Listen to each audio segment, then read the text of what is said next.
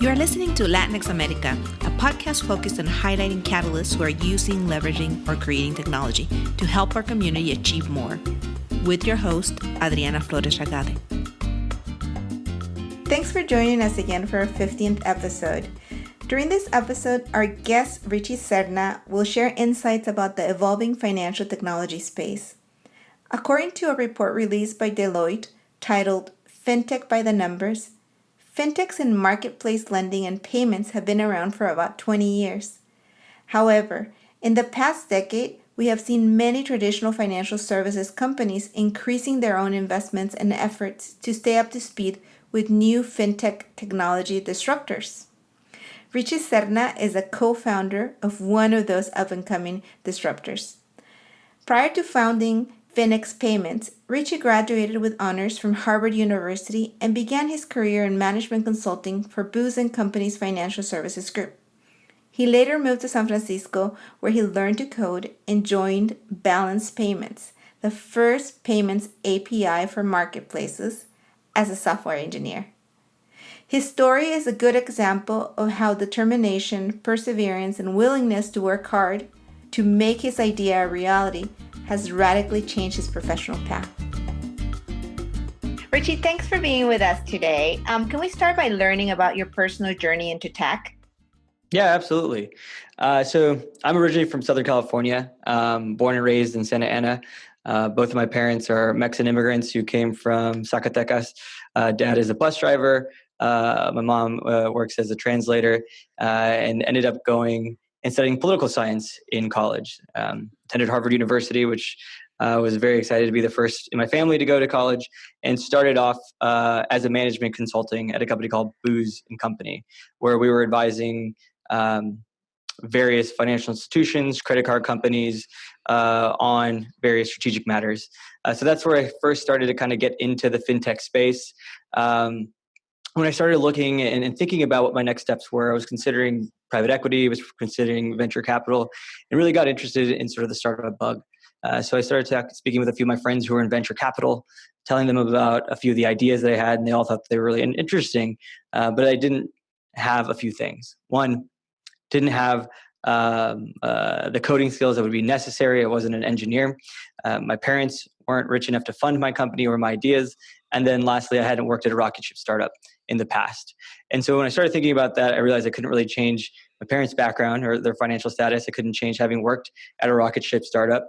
And so what I could do was go out and learn software engineering. So this was back in 2012, 2013. I ended up moving to San Francisco and joining one of the dev boot camps, teaching myself how to do software engineering.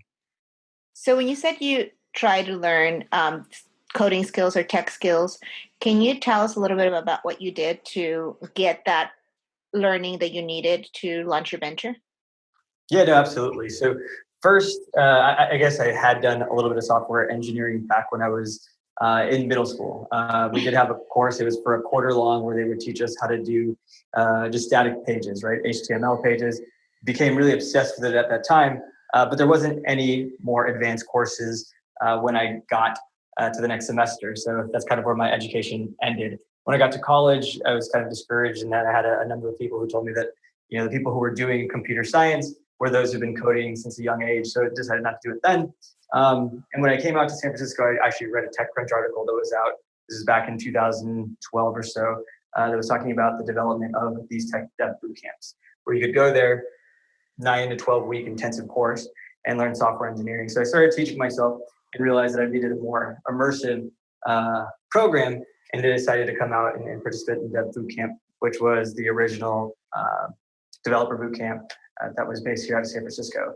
So I did that, and after I completed my course, started looking around for various jobs and opportunities, and basically begged and pled to a company called Balance Payments, which was basically the first payments API for marketplaces, a competitor to Stripe, and begged and pled to the CTO and the co-founders of the company to bring me on, and told them that I would basically work for food, and started there for about 6 months as a contractor until they finally gave me a full-time offer.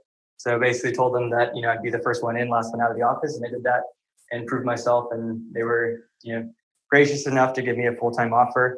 ended up being an engineer there for 2 years. And then once Balance exited, decided to start Finix, which is the current startup that I run. Well, that's powerful. So you had already graduated from college and you were already in the workforce, and it was a career shift that you did. So, and you began learning the skills that you needed to move into the tech world and to follow your dream of starting your own venture. You talked about what you're doing with your company. Can you first start by defining what fintech is? And can you also share some insights in terms of diversity in this field? Yeah, absolutely. So fintech is a very broad term. I think today it really encompasses any sort of technology that's involved with fund movement, so movement of money, or anything that was traditionally in the space that banks would play in. So you're seeing, personally for Finix, we're in the payment space, right? So think about anytime there's an e-commerce transaction, anytime funds are moving between banks, that's really where we play in. There's also people who are in the wealth management space. So there's platforms that will automate basically wealth management for you. There are companies that are really trying to revolutionize banks and really democratize all of the data that was previously not accessible. Companies like Plaid, who are really making it easy to access your personal banking data. You're seeing even new age banks that are starting to pop up. Companies like Chime, who are making it very easy to have a much preferable consumer banking experience. So there's a very, very broad set. And I think that's one of the things that makes it very challenging for investors as well as people to kind of penetrate into the fintech market, because each one of those has its own regulatory burdens and its own unique domain expertise that's necessary to kind of understand how that ecosystem works. And I think the second part of your question was around diversity in the industry. Is that right? Yes. I mean, I think the reality is that there's still needs to be a much stronger push for diversity across all of Silicon Valley. It's very true in the fintech space as well. Often, I go to a lot of the payment conferences, the fintech conferences.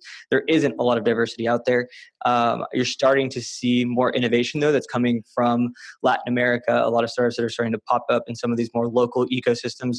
But I think, there's a few of the founders that you start to see at a lot of the same events. But our company personally has a very strong mission to increase diversity. And so we're a team right now of 18, 10 of which are engineers, and half of our engineers are engineers of color. So we actually have 3 engineers that are Latino background, 2 who are Mexican, and 1 who's Puerto Rican, and then another individual who's of Mexican descent as well on the business development team.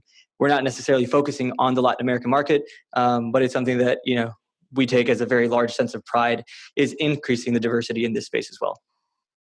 So your company is really changing the narrative for communities of color. Can you talk about your company and what you do and what issues your company is trying to solve? Yes, absolutely. So Finix Payments, what we basically do is provide software to banks, financial institutions, payment processors to allow them to pay out funds in real time to any existing debit card or credit card around the world. So if you are familiar with sort of the way that money moves between banks, a perfect example is the way that typically people get paid out via direct deposit, right? So you work for 2 weeks, you get paid out after you give your company a voided check. That's called direct deposit, and that works on the ACH network, which is basically the network that moves money between banks. That's a very antiquated technology. It was built in the 1970s and basically works on a batch process. So basically, if I submit an ACH request to send money to you, it would take anywhere between 2 to 3 business days for those funds to work. To get submitted. So if you've ever used Venmo to try and send money to your friends and you try to pull money out of your Venmo wallet, it'll actually take you a few days to actually get that money and have it usable. So what we've basically done is repurposed the credit card and debit card networks to be able to send money to you in real time, 365, 7 days out of the week. So there are no restrictions, right? All we need is the 16-digit code on the front of your debit card, and we can send that money to you instantly. And so when we talk about sort of a real life use case, the perfect use case is the ride sharing economy, right? Imagine you're an Uber driver and you get paid out once every Wednesday via ACH direct deposit. You're waiting for those funds. And usually you're riding in the gig economy because you have a bill to pay, cell phone, rent, something that's coming up and is very urgent. What you want to be able to do is drive on a Saturday night to get those funds and pay off your bill. Now, with this technology, any Uber driver or Lyft driver can actually go into the app, finish their shift on that Saturday night, hit a button, and that money is readily available for them to go and use right away or take and withdraw from the ATM. So as you can kind of think about it, we're really increasing the liquidity for people, so they don't have to wait for the money that's already theirs. And so it's not just for Uber drivers, right? You're seeing this in the insurance claim space, right? Where a hurricane hits somewhere in Florida, and you have to wait for the funds to clear over ACH, which will take you 2 or 3 days. Now they can instantly send those funds to someone who's in need. Think about this whole predatory landscape of check cashing businesses. Think about just a whole world where that impact of liquidity, of being able to move funds, has a very large impact on people who don't have that kind of cash flow and don't have those kind of cash reserves. People who are working check to check. So that's a big part of what we're really focused on empowering and enabling. And what prompted you to come up with this solution? So when we were working at the previous startup that I was at, Balance Payments, we were providing software for marketplaces, platforms, gig economy, crowdfunders. And one of the things that we noticed there was it's easy to charge credit cards, right? It's easy to make purchases, but now to actually get funds and pay out, right? Paying out a crowdfunder, paying out a driver for an app, any sort of sub-merchant that works at this marketplace, that's where the big friction is. And that's just because how dated the legacy banking systems are. And so that's when we started really thinking about how can we create a more creative sort of use case or solution to enable those real-time funds. And so that's when we started working on basically reutilizing the card networks to be able to send money in real time. So it's been a sort of a personal and larger organizational focus for us for a number of years in trying to solve that pain point and understanding that friction does have an impact on people's livelihoods. I would just think about many low-income communities, and even in my personal situation with my family, as I was growing up, we were living paycheck to paycheck. So something like this would make a difference. Absolutely. My mother in particular, she's, as I mentioned before, a translator. She works at a small contracting, at a contractor that basically, hires various translators. And I believe they pay them once a month, right? If you think about that and having to wait for a check to then clear from that point, that's just a huge burden. And so I think that's something that we really want to bring into the 21st century is our financial institutions, right? The way that we move money. It's crazy that we're in the world's largest economy, and yet it still takes us 2 to 3 days for us to move money from a bank account to another bank account. Seriously. We're talking about the traditional financial institutions, and you've mentioned them a few times. How are fintech startups like yours actually competing or collaborating with them? Yeah, I think that's a great question. A few years ago, and actually when I was working in management consulting, I was told that startups in the fintech space never really do anything, right? They always flare out. I think over the last few years, you've seen companies like Stripe, you've seen companies in every sort of fintech space that are really starting to revolutionize technology and the way that people consume it. And banks have not been able to keep up to pace with this, right? They have a lot in terms of distribution, but having the engineering firepower to really execute on these more innovative ideas isn't something they've been able to realize. It's hard to attract that type of talent. And it's something that we have been able to capitalize on as well. But I think as opposed to us being or viewing ourselves as being in direct competition with banks and larger financial institutions, we viewed it more as a partnership opportunity, right? They have a large customer base, but they don't have the technology to be able to enable that and really push forward the ecosystem. So that's why we've taken the approach of really partnering with various banks to give these capabilities to all of their end users. So they're your clients? Yes, in many cases they are. Okay, perfect. How important has it been to have a strong network like you have, and especially for the success of your company and what you've been able to do so far? Yeah, I think in fintech in particular and payments, your networks are pretty much everything, right? You're trying to enter into these very large institutions where there are tens of thousands of people, trying to navigate that organization to find the right stakeholder, to find the right decision maker, trying to convince the entire organization to buy in to the vision, into the platform. Those are all difficult things to do. You could spin your wheels for months on a specific deal, and if you don't know the right people, it might not ever materialize in terms of an actual deal. I think we've been very lucky in that myself and my co-founder have been in the payment space now for a number of years. I've been in the space now for 5 or 6 years. He's been in the space for 10 years. And those types of relationships that you build are important in building trust with your partners, and also just that time to really establish that relationship. So, there's so many regulatory issues. There's so many pieces that you need to be able to get through that you do need help, right? It takes a community to be able to understand all of the various implications, all the various barriers, and be able to get up to speed on those. Has definitely we've leveraged a lot of assistance from a lot of our previous relationships from our previous companies as well. Thanks, Richie. So let's go back to joining this industry. Mm-hmm.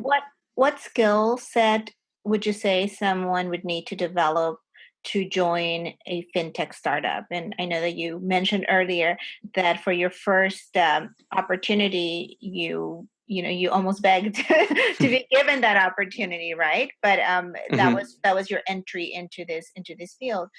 What would someone listening and thinking about joining a fintech startup such as yours, what would they need to do in terms of developing a skill set or transitioning with transferable skills? Yeah, no, that's a great question. I think it first starts off with doing your homework, right? There is such a vast ecosystem. There are so many providers, so many companies that are doing different things, but that might sound similar on the surface. And so understanding what part of the fintech ecosystem really interests you.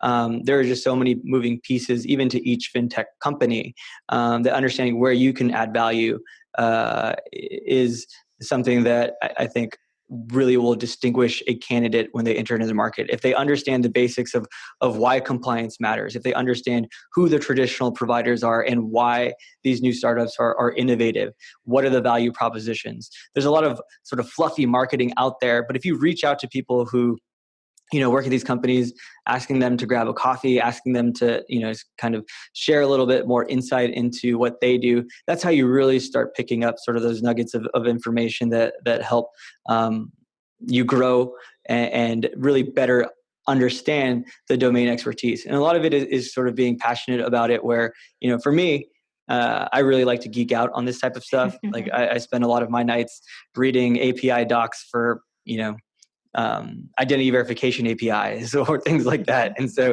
it sounds super nerdy and it's something that's very helpful. But whenever I go into a conversation now, I can, add my own thoughts to it. And I think that's something that really demonstrates to people that, you're willing to learn.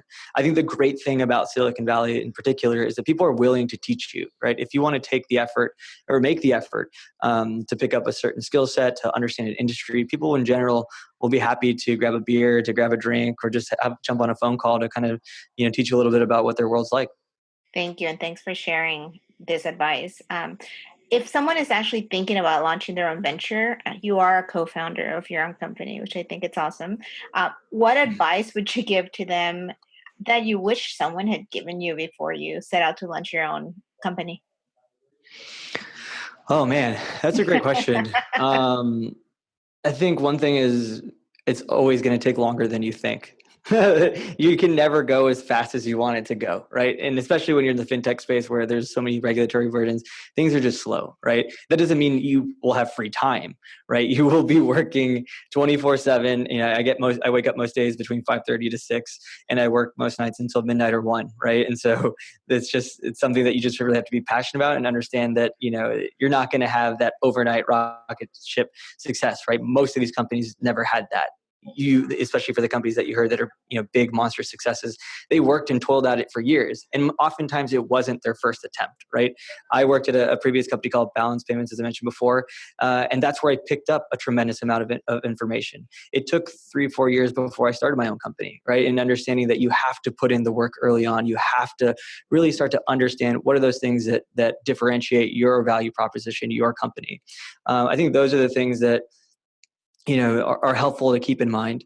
But aside from that, it's just, a lot of it's purely grit, right? I think one of the best things that somebody shared with me very early on was, a lot of it is just taking that leap of faith very early on, right? Go off, start your company, and start working on it and get your hands dirty early, because whatever you started off as your initial idea, you probably won't be working on that idea 2-3 years down the line, right? You'll pick up some piece of information that will not necessarily result in a full pivot of your company, but will drive you in a sort of different direction. And those are the pieces that really add to providing a really innovative product. Thanks, Richie. What type of support or resources are available out there for potential founders that you've learned are available kind of along the way, your journey? I think, there's on the internet today a tremendous wealth of information, right? First off, probably a really great place to start is the YC website and reading Paul Graham's articles on starting companies. There's a tremendous amount of thought leadership from VCs, from previous founders. There's almost probably too much, right? And you could read a ton of it and really never get started. I think a lot of it, though, is going out and actually going into the real world and starting to talk to other founders, right? I think a lot of those pieces, just for example, how to run a fundraising process, right? What does it look like to go out and close your seed round? You can read a million different blogs that are out there, but until you talk to someone who's done it and they can kind of give you those little tidbits, that's really what really helps you grow as a founder and really helps you understand what are the sort of inside baseball tips, right? And I think I was really blessed that I reached out to a few friends who'd gone through this process before, and who could really share what their experience was like, both from those who succeeded and those who failed, explaining how does venture really work, what are venture capitalists looking at not only when they evaluate your company, but how do they work as a network, who share deals, who talk to each other, how to run a process, how to convey your message not only in terms of your business, but letting VCs know when you're trying to close your round, how to convey that you have a certain amount of funds already committed to your seed round. So there's a lot of those things that I think you just have to go out and reach out to people because and understand and acknowledge that you don't know it, right? There was many times when I first got started off and someone would explain to me what a convertible note was, how safes worked, how these various financial instruments are structured. And it's not something that you learn in college. It's only through talking to other founders, to speaking for people who are lawyers who can really teach you some of this stuff. What is a convertible note? A convertible note is a financial instrument, basically debt, that at a certain point will convert into equity. So it's a lot easier to raise a convertible note. There's a lot less in terms of having to value the company, having to do all these different types of due diligence. The great thing is that YC basically has a sort of template called a safe note, which they publish publicly and has kind of become the industry standard here, that doesn't put the same sort of financial burden when a note comes due, right? You don't have to pay a tremendous amount of interest on it and worry that it's going to bankrupt your company. So it's something that most institutional and angel and early investors will really understand out here. And then, those are the things that when I was getting started, how to structure your deal, what are the different tools. What is a convertible note? What are the terms? What is a cap? What is a discount? These are things that when I first went to my first pitches, I had no idea what they meant. And I was just trying to sell the business, but not understanding how I wanted to structure those deals. And I was lucky enough to have a few investors who really helped me out through that process. So, Richie, what's the difference between the first time you did your first pitch and what have you learned along the way now that you've done multiple pitches? And I was happy to hear that you secured some funding from Village Capital, I think late last year, right? Yeah, that's right. So I think the fundraising process as a whole is very iterative, right? You'll go in, you'll pitch your company, and then they'll get a bunch of feedback, a bunch of questions, things that you really hadn't thought of. Because really, when you're starting off your company, you're very deep in the weeds, right? And some of these investors don't know much about your industry, about your focus, about payments, which can be very convoluted. And so it's starting to think about how you kind of take that strategy and look at it from a 10,000-foot view. So once we started getting a bunch of feedback, we tweaked our message, and I think it was a lot more about focusing on the so what, right? Okay, here this is this cool technology which enables real-time payments, but why does that matter, right? What are various proof points, especially when you're talking to various VCs who, aren't living paycheck to paycheck. They don't understand why it matters that they get their money right away. They can wait 2 to 3 days. And explaining to them why, and explaining to them that, and showing a proof point in Uber, where after the first year, over 50% of all of their drivers were accepting their payouts through this new mechanism. Mm-hmm. That's something that really starts to explain to them what that story is, and the so what, and why this is important. And then you mentioned Village Capital, and we're very excited to include them count them as one of our investors. We ended up closing our round back in last September, raised over $2 million, which we're really excited about and proud of. Homebrew led the round, which is a great seed investing fund out here in San Francisco. Visa also participated. So we were actually their very first seed investment they've ever made. And Village Capital, who's been an incredible value-add investor, who's really helped us really understanding and making deeper connections in the fintech space, has been super powerful. So I think, people always joke that your VCs are pick them carefully, because it's like a marriage, right? They'll be with you for the rest of your company. And I think I'm very proud to say that we have a lot of great investors who really believe in our vision and are very supportive as well. That sounds great. And it sounds like it's definitely a good start. Speaking of influencers, you probably follow Village Capital. I follow them on social media. What other influencers or VCs or entrepreneurs do you follow, and why? And that you think we might want to follow as well? Oh man, that's a great question. This is kind of shameful. I just kind of got into Twitter very recently. I honestly shut down most of my social media accounts, Facebook, Snapchat, Instagram, all the things. And I found it to be I've become much more productive as a result. Mm-hmm. I can imagine. Yeah. But in terms of influencers, I mean, I think, figuring out who are the VCs that really understand your space on a deeper level and have various insights. I tend to follow more of the industry specific publications. So, there's a lot of publications that are out there that are very broad in terms of technology, but what are those that are specific to your industry? So you can kind of start to understand what are the larger macro trends that are going on? What are various companies in your space going and doing? I wouldn't consider myself like an Elon Musk fanboy or anything like that. I don't even think I follow him on Twitter. But I think that those are the important things to think through is what's your industry? Who are the people that you want to be able to learn from? Because those are probably where you're going to get more information and more actionable insights. Thanks. That's helpful advice. On a personal note, who has had the most influence on you and why? And then same question, but on the professional side, who has had the most influence? On a personal side, it's definitely my parents. I kind of shared a little bit about their story early on. And I think, my dad being a bus driver for the Orange County Transportation Association, he had crazy hours, right? He'd be up at 4 a.m., working super crazy late hours, and I never heard him complain once. And so I think that's where you really sort of pick up on that sort of work ethic that, I have today and that I continue to exhibit. From my mom, it's just, being such a warm, community focused and selfless person that she is, makes me want to be a better person all the time. So I think those are people who I really try to emulate as much as possible.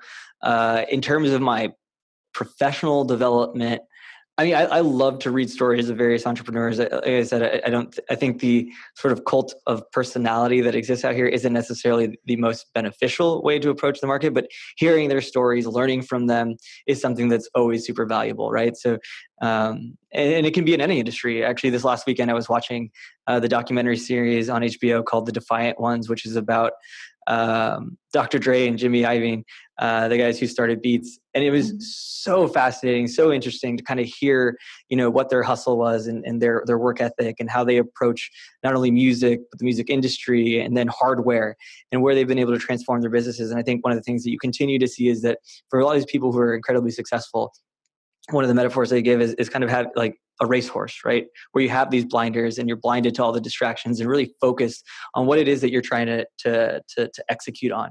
And I think those are the people who I admire the most and that I try to learn from. Thanks, Richie. Are there any habits that have helped you succeed, or any other advice that you would like to share with those that are listening? Part of what we're trying to do is through your story and that of other people that are succeeding in their industries. We want others to think, hey, they they're sharing their stories with us. This is the path they took. I might be able to do that, or I might be, interested in also joining that industry, whether it's, fintech, or whether it's, a VC. Are there habits that you would recommend or additional advice? Oh man, there's so much that's there. I think the first and most important thing is to learn to ask for help, right? Mhm. Nobody has all the answers. You don't have all the answers, and if you think you do, you definitely don't. I think there's a lot of people who are out there who think that they, get the answer to every single question. I know that there's way more out there. I understand that every day I'm just trying to learn, and a lot of it you don't want to learn through experience. You want to learn through, being assisted by other people. So I think that's something to really keep in mind and keep that sort of humility there. I think the other, sort of tidbits are going back to that sort of keeping your blinders on is stay focused on what matters, right? Ignore the noise, ignore, uh, whatever ICO, Bitcoin, get rich quick scheme is out there, and really start to understand a domain or an industry on a deeper level, right? Find something, and I don't think that, there's always this advice that, find something that you're super passionate about and do that. I find the sort of act of building a company as being really interesting. I like payments. I think it's fun, and I think it's interesting in a way that most people probably don't. But staying energetic and energized about what you're doing is something that's pretty critical. And then taking care of yourself, right? So if that means going out to the gym, once a week, which I should start doing again, to just keep your mental state in check, and understanding that there's going to be a lot of painful points of this journey. Do those things that really help alleviate those stresses, so that you can focus on being a better founder, on being a better developer, on being a better product manager, or whatever it is that you're really focusing on. You got to take the time out, to work on yourself. Sounds like that's something all of us should be doing. Well, It's easier said than done. I know oftentimes you're just like, man, I was up till 1 or 2 last night. Am I really going to make it to the gym this morning? you just reminded me I haven't been there all week. So, Yeah. but what's your next play for either professionally or personally, or for your company? What's the next play for you guys? For us, I mean, it's really focusing on building out the rest of the team. We've made a bunch of really amazing hires, from the VP of engineering to a new GM for our disbursement product. So focusing on building the products, staying, kind of keeping your nose to the grindstone, and getting to the Series A. Not necessarily that funding should be the driver or metric of success, but that's the next stage in sort of the maturity of the organization. I think we've continued to build a really great product that a lot of our customers really enjoy and see a lot of value out of, and continuing to build the strong fundamentals of our business. So I think there's not necessarily a big secret to our success. It's about just being able to continue to execute on that vision. Well, Richie, thank you so much for spending so much time with us, for sharing your wisdom. And we look forward to continuing to learn from you and to following your path. Thank you so much for having me. Really appreciate it. While I was doing research for this interview, I learned a great deal about the fintech industry, and I really hope that this interview will entice you to learn more as well. Today's keyword of the day, or of the episode, is fintech. Richie defined it during the interview, and here's a definition that I found on computerworld.com. Fintech is anywhere technology is applied in financial services or used to help companies manage the financial aspects of their business, including new software and applications, processes, and business models. In the case of Richie's company, Finix Payments, they are actually creating efficiencies while accessing new markets in the shared economy, as is described by the Uber example.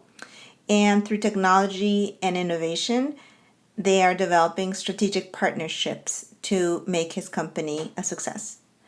If you're interested in learning more, please don't forget to follow Richie's advice. And also, you can set up your LinkedIn newsfeed so you can get daily updates on fintech stories. You will also find some links to some of the resources he mentioned and also some of the resources that I found while doing research. And you're going to find those in the note pages of this podcast. And once again, don't forget to leave us comments when you rate our podcast. Thanks for joining us today. Don't forget to follow us on Facebook at Latinx America and on Twitter at America Latinx, or email any questions or ideas to latinxamerica@gmail.com. Gracias y hasta la próxima semana.